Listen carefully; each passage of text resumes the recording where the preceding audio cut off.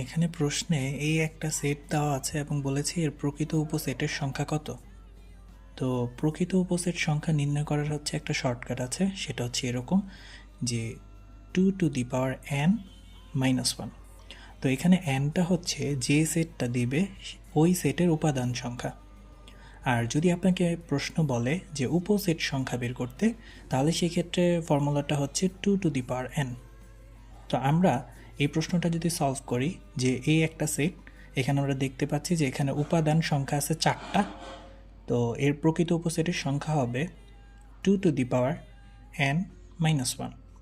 এখন এখানে n এর মানটা হচ্ছে 4, যেহেতু 4টা উপাদান ছিল, -1। 2 হচ্ছে 16 -1 = 15।